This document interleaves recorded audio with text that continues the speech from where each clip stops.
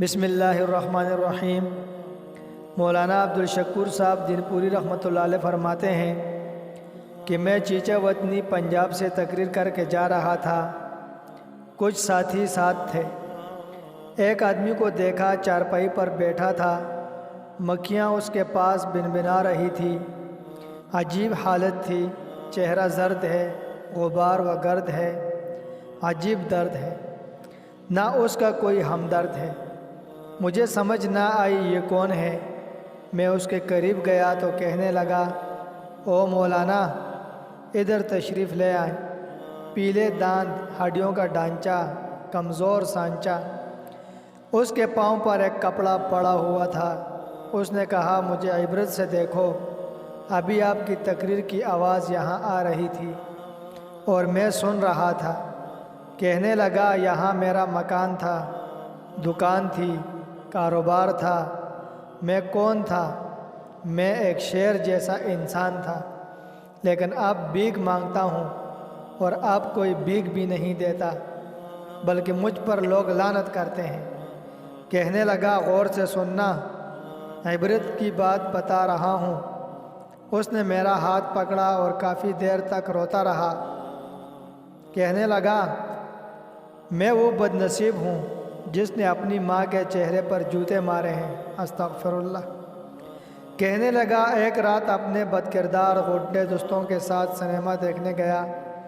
واپسی پر گھر پہنچ کر ماں سے کھانا مانگا تو ماں نے شرم دلائی۔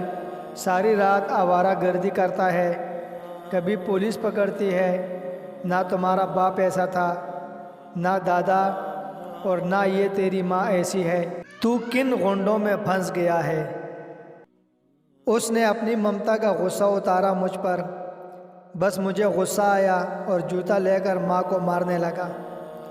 اس میں 2 جوتے اس کے منہ پر لگے۔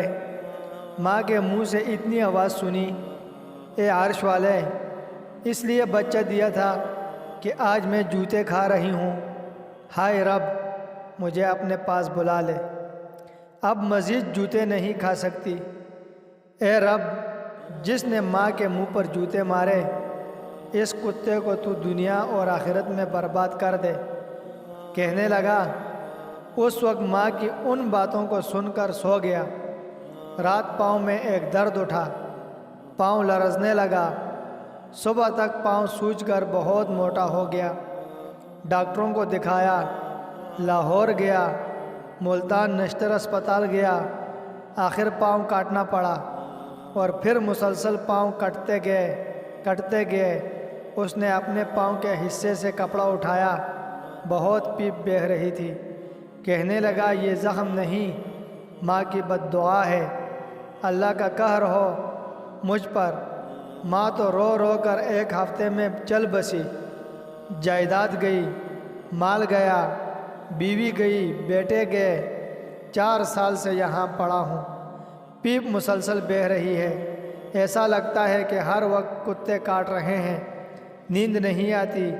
گزرنے والے کہتے ہیں، یہ وہ لعنتی ہے جس نے اپنی ماں کو جوتوں سے مارا ہے۔